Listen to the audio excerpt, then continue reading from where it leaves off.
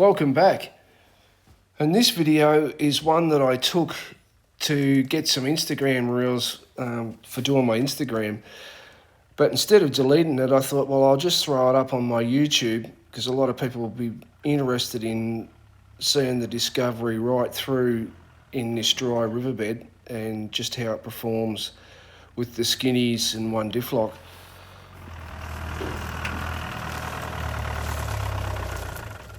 And I've only just taken the XZLs off, the Mitchies, that I use over winter. And I've got these Bridgestone all-terrains. Now, they're off 76 series troop carrier, and they're takeoffs. And they're basically brand new. And people have taken them off to put on bigger fashion type tyres. And I'm not sure exactly why that is, because these tyres were designed, Bridgestone being a Japanese company, and the same as the Dunlops, which are on the 79 series. These tyres would have been designed in Japan for those vehicles, and you wouldn't get a better tyre with all the research and everything that's gone on into these tyres, and people have just whipped them off to put on some fatties. But these things they're quite surprising, and their on-road handling is just, phenomenal. They really hang on through the corners and that, and I'd say that's come down to the old Toyota Troopies at treacherous on the road handling, and they've put a lot of thought into these tyres, and man, they stick to the road. They're a fantastic thing on road, and this is the first sort of run that I've taken them on an off-road situation. Now, I've only let them down to 22 PSI or whatever, which is, they're still road sort of pressures. But they're doing really fantastic in this trip. But I've let them down, since this video, I've let them down to 15, and they really just wrap around everything.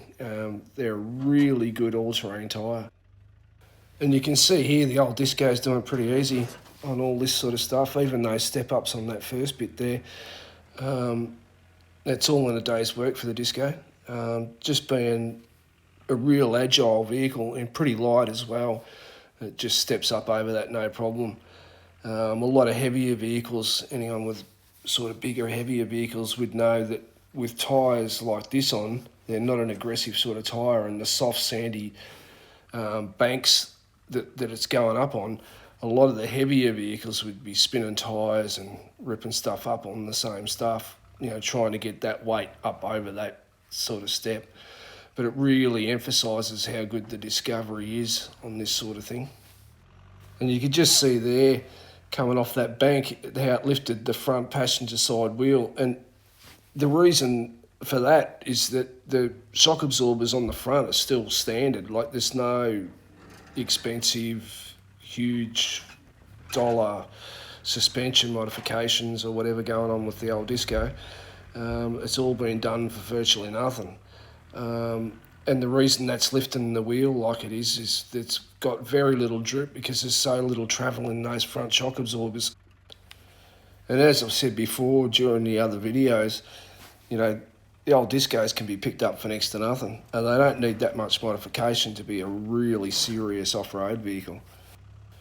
And we live in the brave new world where everyone gets offended now, but I mention the size of four-wheel drives a lot and the weight of four-wheel drives, because that's the biggest Achilles heel of a really good off-roader, is the size and weight. And a lot of people love the bigger, heavier four-wheel drives, but what I'm trying to do here, especially with the Discovery, is just show people, with a lot more smaller, agile and lighter vehicle, you can just get over things and put it in places off-road that you just couldn't dream of doing in a bigger vehicle unless it was lifted and, had huge tyres and all that sort of thing to give it clearance. And what I'm doing here, a lot of this breakover angle stuff here, a lot of the bigger four-wheel drives would need to be lifted just to get break over. You can see the Discovery is just breaking over and nearly touching in the centre here. Now, although it's doing it easy, you can imagine a vehicle with a lot bigger wheelbase is just going to drag in the guts. And that's why, it's the catch-22 of the bigger four-wheel drives. They're great. You got more room and all that sort of thing. But when you're off-road, that's to get them to go off-road. They've got to be lifted a fair bit to be decent off-road. That's the problem. And then once they're lifted, and especially if people are putting big tyres on them, 35s or 37s, then they've got to be lifted really high to clear all the guards and all that sort of thing. Their balance off-road is just shocking. Just around the side slopes and that sort of thing, they just want to topple straight over. I mean, that's no secret, but people do get offended when you talk about it. Whereas the old disco, straight out of the box, it can nail most of that really gnarly stuff, no problem. Even on skinnies, even on small tyres, 750 16s, you could just blitz virtually anything you want to go over. There's very few things that you can't do in this vehicle because of the tyre clearance, because it makes up for it in being light and agile and having impeccable balance from not being lifted. And the thing about the Discovery and even the Range Rover Classic, which was basically the same vehicle with a tailgate, their balance was absolutely incredible because of the centre of gravity. The weight is all down at the chassis level, whereas a lot of the bigger heavy four-wheel drives that were designed predominantly to be passenger vehicles, they've got a lot of weight over the centre of gravity. And then adding to that problem is lifting them. It gets pretty treacherous when you get serious off-road. But the thing is, it's horses for courses as well. A lot of people don't want to be doing serious off-road in their rig. And they just want to head off out into the outback or do trips like that. And the bigger vehicles are fine on that sort of thing. And that's why the bigger vehicles have done so well in this country in sales and that, because most people, 99.9% don't go off-road and all. They don't be doing any of this sort of thing in their 4Bs, that's for sure. And they never intended to. I've bought and sold a lot of Discoveries over the years. Mainly, I bought Discoveries and I pull them apart and wreck them, building Defenders. Because I had Defenders for 25 years, nothing but Defenders. And I'd use the Discoveries for the parts because all the mechanical parts just changed straight over. But I was buying those and, 300,000-400,000 Ks on them, and they'd never been off-road before, ever. And the same as today, 99% of these shiny black Toyotas, 200s and 300s have never been off-road ever. And they're not likely to ever go off-road. That's just the way it is. And there really is no one definition of off-road. Everybody's got a different opinion or thoughts on what off-road is. But most vehicles will never ever do what I'm doing in this video.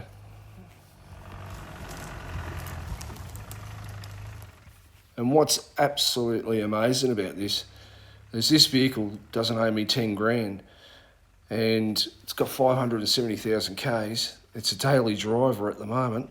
It tows vehicles all around the state and interstate, and it never fails. Just an incredible vehicle, these things. And then I'll go out and do this with it, and then I'll head to Melbourne or something in it, and I just throw the gear out of it, and off we go. And it just drives like a dream. It's not lifted. You can get in and out of it, no worries.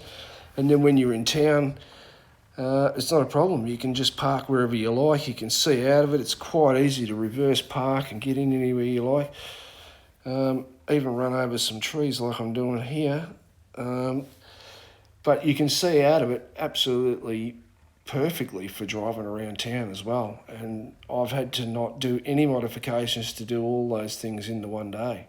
And it's just in and out the one vehicle, just really capable. And how many vehicles can do all of that the way the Discovery does, or the Range Rover Classic? They broke the mould with these things because there's nothing you can buy new. You can spend 100 grand and it's never going to do what this thing does. And you can see just coming through there. Now, if that was in an old 80 series or a 60 or something, you'd be still sitting there with the wheels in the air in the middle because they're so long. They'd be just hung up. All this stuff I've just done through here, this would have the bigger four-wheel drives that just turn them into big seesaws. They wouldn't clear a lot of this stuff, not unless they were hugely lifted and had the big tyres, because they just wouldn't break over it. Too long in the wheelbase.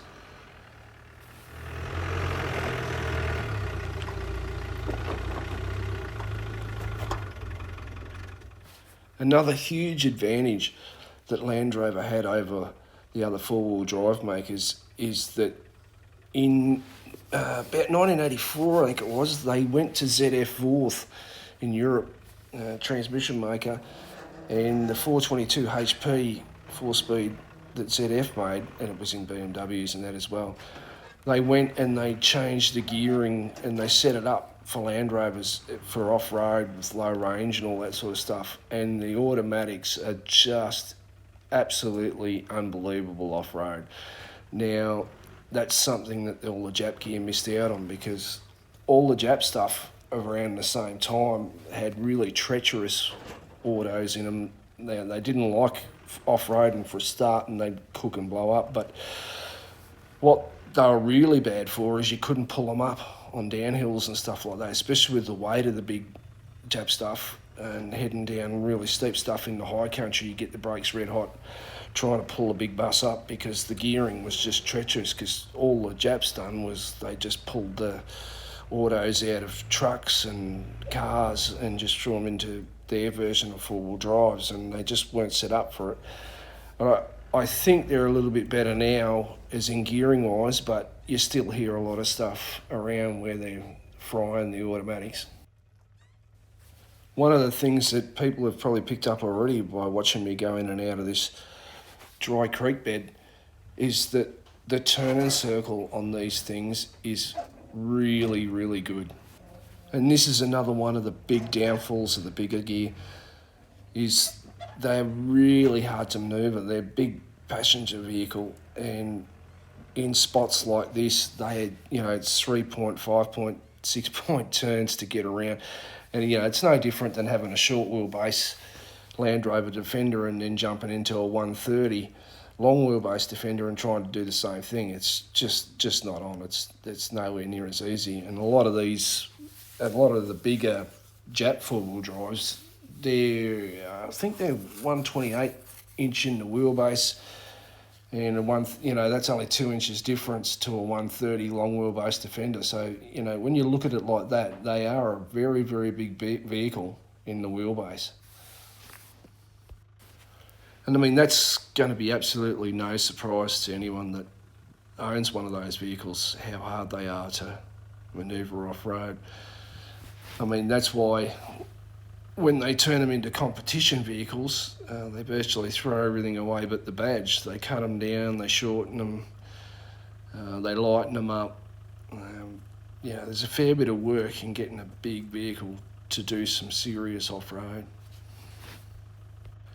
And that's definitely not to bag them. And, as I said before, it's horses for courses. There's a lot of things where the bigger vehicle is better than the smaller vehicle, for towing trailers and all that sort of stuff. You've got so much more weight that the bigger vehicle's always going to be a lot better for that sort of thing, or caravans and that. And this spot right here, only a handful of vehicles, small, light and agile vehicles, would drive this standard. This will hang up most cars straight away. It's even got me caught there on the rear bar, and this thing's cut at the back. It's shortened at the back. So a standard disco would even cop that as some damage on the back there, on the back bar. But yeah, that is a very gnarly spot to drive through that. On skinnies, virtually standard. It's only got a 50mm lift and one diff lock. And you've seen the Discovery go through there, no problem at all.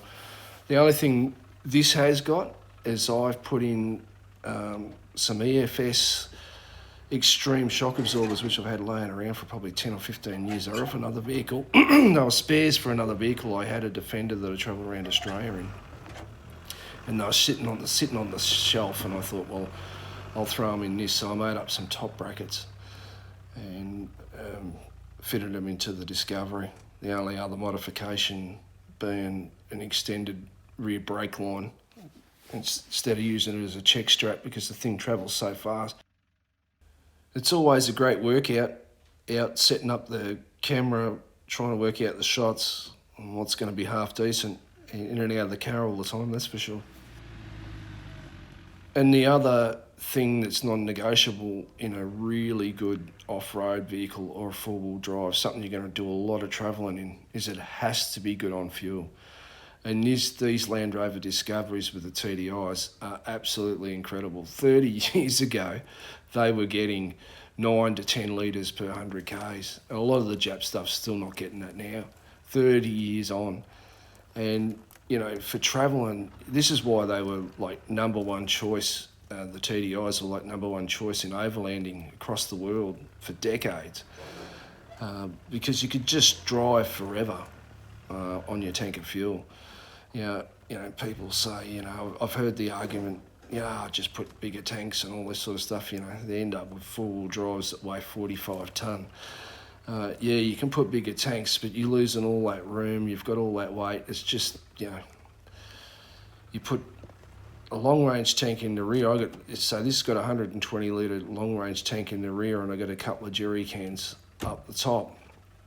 That'll see me 1,600 Ks, no worries at all.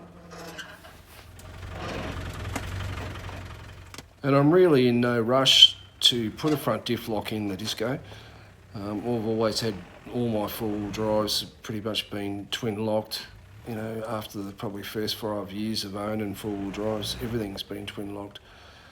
But I do like the idea of being off-road and out and about and just showing people how capable they are just with the one diff lock in the rear. And we'll go further than most twin lock vehicles off-road. One of the things that's been lost with the history of four-wheel drives, you know, it's moved on a lot now. There's a lot of young fellas into it and all that sort of thing, having fun. But none of them realise the history and the progress of four-wheel drives over the last 30 or 40 years. Now, I've said to people, you know, because, you know, they'll say, the young guys will say, well, you know, Land Rovers don't come out with diff locks, whatever, rah, you know, like that's a defect. But they don't realise that Land Rover used to mock the Japanese companies that their vehicles didn't need diff locks, because the Japs come out and put diff locks in their big heavy rigs to get them to be able to go off-road. And Land Rover used to mock them, and this is a thing, like, you know, it's just a part of history. Everyone knows what it was like back in the 80s and that, and they'd mock them about having to put diff locks to get their cars to go off-road. That's why when they'd done the Camel Trophy, they never run diff locks. And that whole Camel Trophy was done without diff locks in any of the vehicles that run on the Camel Trophy. Now, the funny part about that is, could you imagine, you know, an 80 series or a 60 series and that, or you know, the vehicles of that same period going out to do the Camel Trophy somewhere in the world unlocked? You know, it just wouldn't happen. They'd be still digging their way out of the Borneo event. And that's why Land Rover in the same period used to run in their advertising that they built their vehicles so capable they didn't need diff lock. Now they get better and they're more capable with diff locks, and it's a debate whether Land Rover should have put diff locks or not. But I mean, you could go out and put them in yourself. It wasn't really an issue. Whether they did or you did. And you're always going to hear the reliability thing, and that's always the oversensitive Toyota people. That's their number one go-to. But that's all just dribble, social media dribble, because we all know now that the number one vehicle that breaks on social media is a Toyota. When they're going off-road, you can just have a look at anybody's channel and there'll be a Toyota broken somewhere with a CV ripped out of it, or so that old chestnut has been put to rest, but people will still try and fly that one. But the only issues you will have with this model Discovery is in reliability, is if you go and buy something, there's no such thing as a cheap any four-wheel drive, but especially with buying a Land Rover, if it's for $1,000, it's buyer beware, and you are going to spend a lot of money to set that thing up and get it right because it was neglected and abused and had no money spent on it. Either you do that, and people don't, so what they'll do is that they'll jump on the Land Rover, and I'm just so sick of, I don't even get on the forums a lot now because I'm just so sick of hearing people on the Land Rover forums bagging this about unreliable and that about unreliable, and they're just kicking a dog that's give its best life. It's had no maintenance. And when it has had maintenance, they've chose the cheap Chinese rip-off, knock-off parts or Indian parts or wherever they're coming from, some third world country on the cheap, to put in there, and then that's going to break every time. You'll get about a month's warranty out of that. And people just chase around these ridiculous reliability issues that I just don't have, and a lot of people like me don't have, that own Land Rovers and just have the dream run. And it's only the dream run for one reason: never ever skimp on parts, otherwise you'll be working on that thing all the time. And for some reason, Land Rover's just been one of those vehicles where people have made cheap rip-off parts. A lot of them come out of India back in the day. I remember old four-wheel drives down in Blackburn, Middleborough Road in Blackburn. They were a bit notorious for having some of the Indian parts and that amongst the quality parts. But, the parts thing is just crazy now. You can just jump online and virtually everything you're buying is some sort of knockoff for them. And that's always been out of control for Land Rovers, and people have got tight, and that's the number one source of their reliability issues, is bolting shit into the car. But if you use original parts and do the job properly, you just will not have any issues with these vehicles. Now have a look at this old rig. It's 570,000 Ks. I neglect it. It gets the oil, might get the oil changed if it's lucky every 20,000 kilometres, and all the other things that go with it. That's so reliable. It just starts and goes every time. That's how it gets neglected. It has no signs that I need work done on it. So, I don't know how many cars that you definitely could not buy a new vehicle and treat it and drive it like I'm doing with this. It would cost you 5 times as much to own as what this vehicle does. Now, I pay $1,500 for it. It gets driven like this all the time, as I've explained. It tows, it does everything it needs to do, and it doesn't get that much maintenance on it. But the only thing I do, and religiously, is that any parts I put in it are the best I can buy. And because I do that, I do the job, I do it once, and I never come back to it. Now, having said that, I did make a mistake a while ago, and it wasn't about money. It was just about it was front radius arm bushes, and I bought some radius arm bushes to put in it, but they weren't genuine. But I've never had any trouble with radius arm bushes before. But because this gets used the way it does off road, and she's flexing up a bit, I was sent these radius arm bushes. Within 2 days, they were destroyed. They were completely ripped out. I sent photos back to the people I bought it off and all that sort of thing, and then they replaced them with another lot, and again, within a week, they were ripped out again. And I had to stipulate that I wanted genuine ones. Now, I'm not going to say where I got them from or knock them, because they were good enough to change them over a couple of times. But yeah, that was a major mistake, and that didn't come down to money. It was just the quality of parts have got so bad, and including in something like radius arm bushes, that I was caught out by it. And the second part of that mistake was that I just thought there was nothing wrong with the original ones, and they would have been the ones that was made with. They would never have been changed, because you just don't have trouble with the metallistic, the original ones, and they would have been the original ones that was made with. But I thought, I'll just change them over and I'll put another set in. And yeah, big mistake. Mainly because of time involved. Anyone that's done the radius arm bushes knows the time involved. And one of the things I'd done when I was chasing this vehicle, I was looking for a poverty pack. This thing has absolutely no options. 300 TDI automatic from the factory with no options.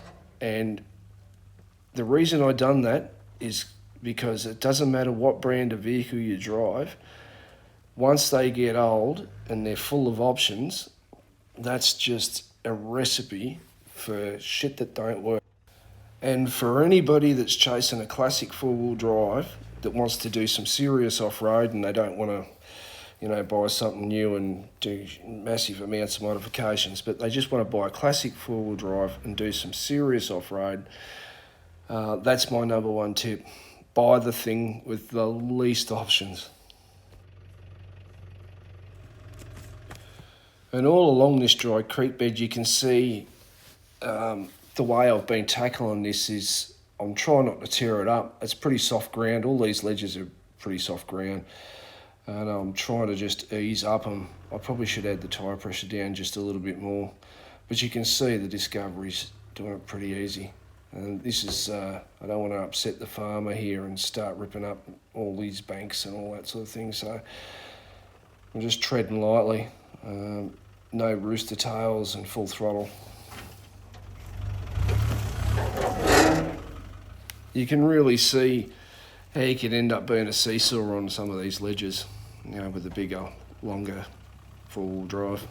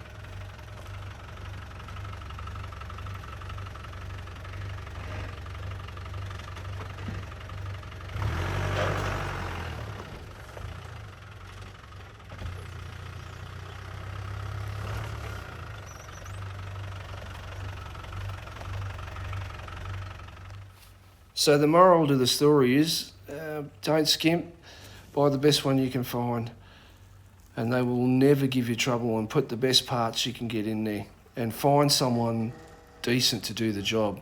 And that doesn't mean, a Land Rover specialist, just it means a mechanic that just does the job properly. Now, all of those great things about Discovery is going to be on show right here. It all comes down to small, light and agile, and it's the balance. Mate, there is not another mass production four-wheel drive made that has the balance of a Range Rover Classic or a Discovery. They just, you can do whatever you like. You can feel exactly where the weight is transferring. Unlike any other four-wheel drive I've ever used.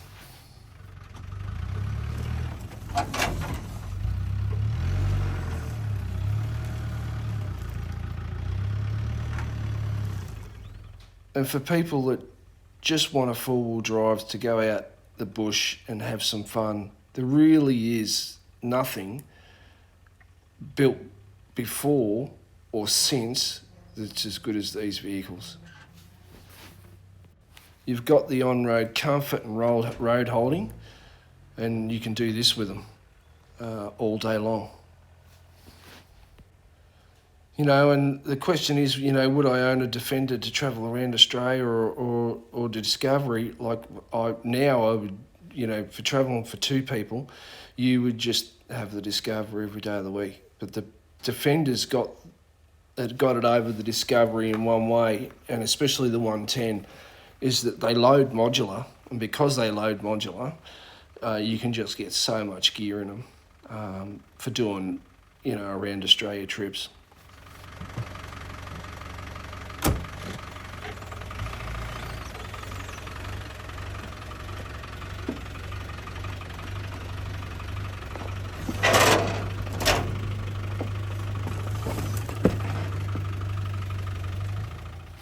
I'm going to approach EFS to see if they will give me some EFS Extreme shock absorbers, and I'm going to make up my own brackets and come up with a kit that I used to have on my Defender, which is in extreme travel, front and rear, but with big bore shock absorbers that can carry a load all day long without fading, while being plush and soaking up the rough. Because I have a lot of people messaging me, what suspension am I running? So we'll see if we can get something going.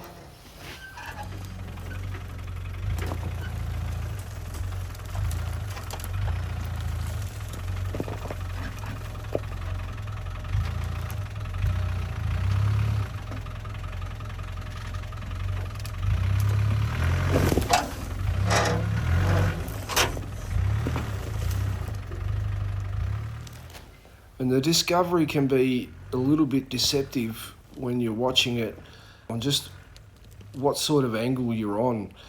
You can just see just here that a lot of cars that are top heavy with a big lift would be, you know, on the tip over right here.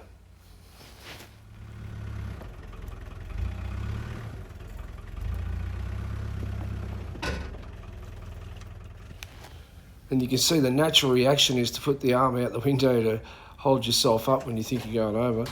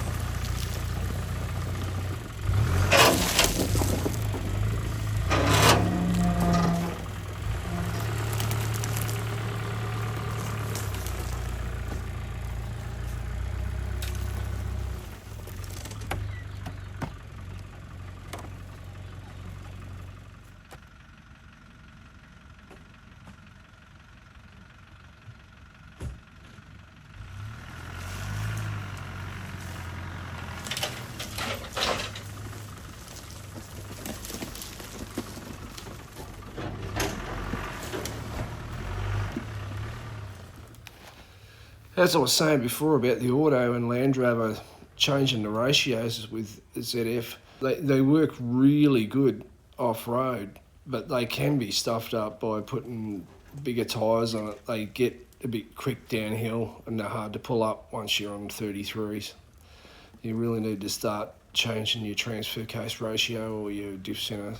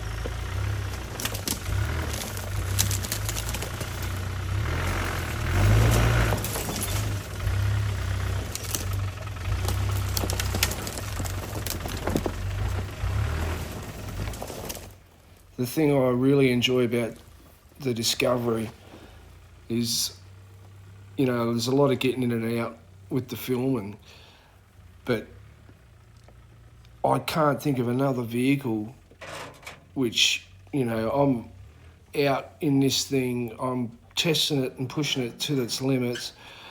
It's got 570,000 Ks on it, as I keep mentioning, but I'm out on my own. There's no recovery team or camera car, and if anything goes wrong, I'll be the one fixing it or walking or whatever it turns out to be. And, you know, I feel at ease taking the Discovery out. Like, I never feel like, I could be walking home.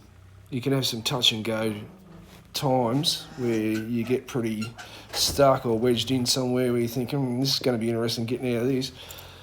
But yeah, always come home in the Discovery, that's for sure.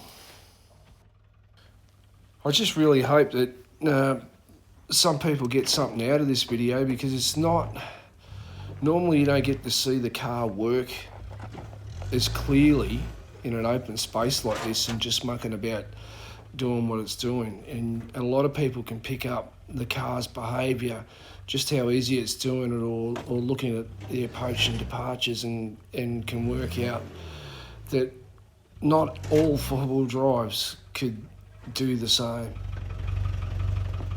And you can clearly see, kicking back and watching this video, that the size and weight really does make Discovery pretty good off-road.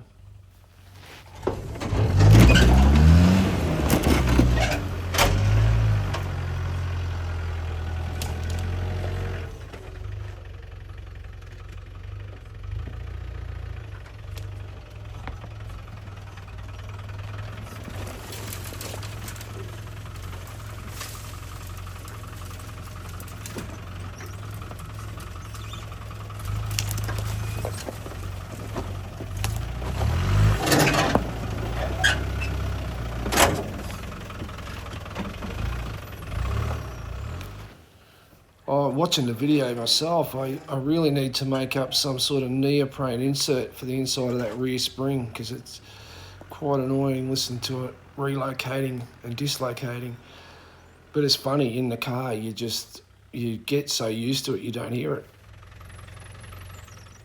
The bars get a really good workout.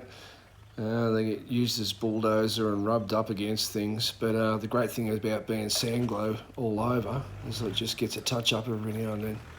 The old girl just pops up this like it's not even there.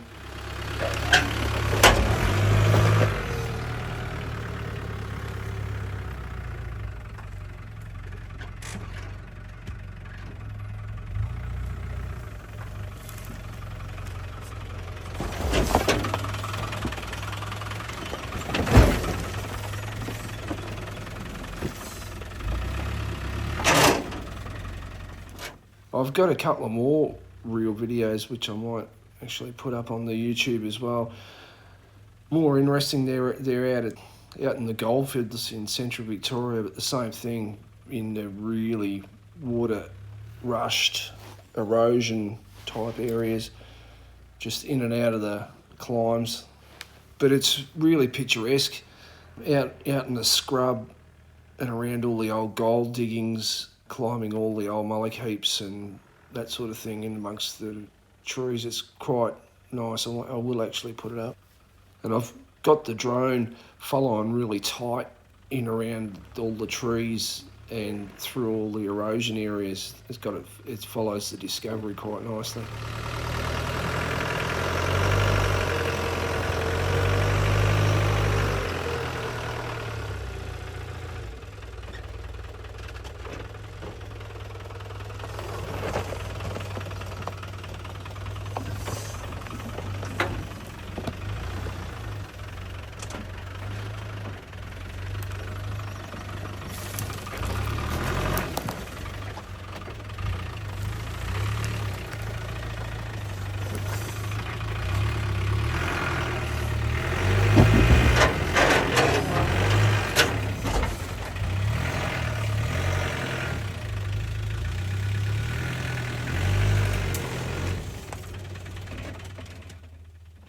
can be more battering ram than four-wheel drive sometimes.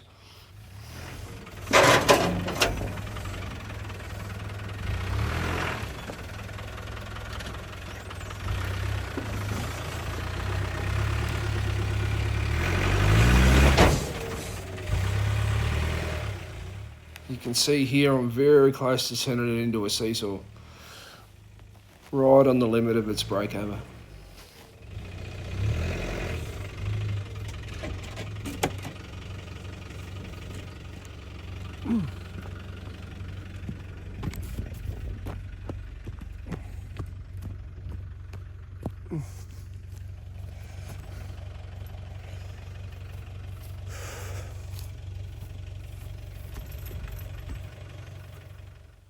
And you can see now I've turned the camera around. It's quite a steep little pinch, this thing, and the Discovery's done really well to zip up this on the skinny Bridgestones at about 25 psi or 20 odd psi without spinning a wheel. No diff lock in the front.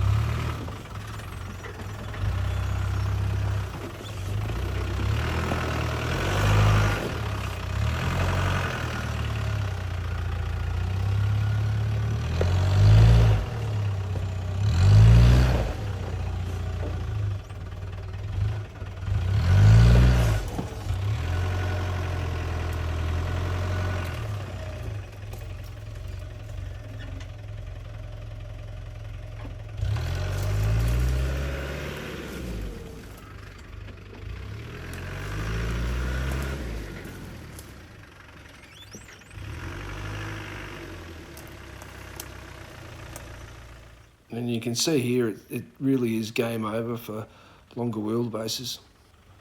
Yeah, you can press the launch button and rip and tear until you get up there, but it's sort of not the same as being able to just cruise up it.